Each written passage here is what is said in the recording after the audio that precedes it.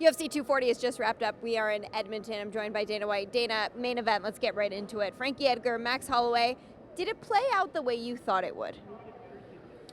Well, I thought that, I wondered if Holloway would put the pressure on him that he normally does, which he didn't. I thought he'd be in Frankie's face more. I think Frankie did a good job of using his speed and his movement to keep Max sort of off his timing and out of Frankie's face. Yeah. You know, this was Max's third fight in about 7 months. I know. And he just told me he wants to fight again if he can in December. Do you like seeing him be this active? Yeah, I love guys being active. It makes them much more popular. They accomplish a lot more, and obviously they make a lot more money. Yeah, and he wants to keep defending that belt, which, like I said, he mentioned December. But Frankie Edgar, after the fight, was really emotional in there. He gave it everything that he had. He still looked great. He just wasn't able to get it done against Max. What does, in your mind, overall, Frankie's future look like? So whatever Frankie decides, Frankie's got to go home and spend some time with his family, figure out what's next. My question is always, what's left to accomplish?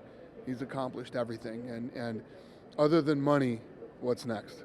Would you like to see him maybe try and fight at 135? Is that something you'd entertain? I just don't know how pushing 40 you want to start cutting more weight, and I don't know.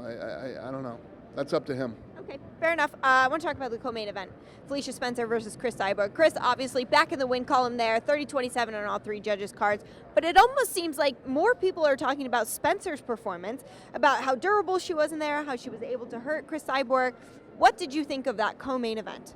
Yeah, I thought that, I was saying, imagine when Felicia Spencer starts to feel like this is really her house.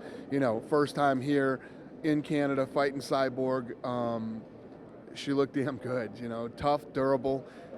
When she gets a real good strength and conditioning program behind her, and I see big things for her. Only her 8th professional fight, I believe, so Right. she means still lots of growth to have Right. in the sport.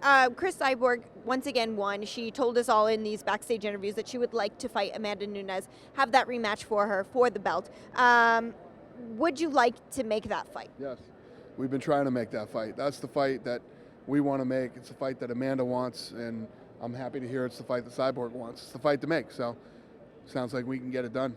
Excellent. And before I let you go, it is your birthday week. Yes. Your birthday's tomorrow, I believe. Tomorrow, yeah. For yourself and for the company, what would you like this next year to include?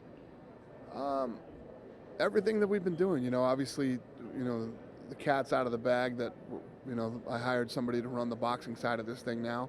That's going to start heating up in the fall. And we're just going to continue to grow with ESPN, move into these different countries and territories, and just do what we've been doing. And more importantly, find young talent. Yeah. Your children have had these legendary birthday parties. Are you going to throw yourself one? No, I'm going to hide and pretend it's not my birthday. Turning 50 is ugly. Nobody wants to turn 50, so I'm going to just hide and pretend I'm not 50. No, it's better than the other choice of not turning 50 at all. So it's Yeah. a great birthday to celebrate. Congratulations. That is way too positive, Mrs. O'Levy. I do what I can. All right, we'll see you later. Thanks.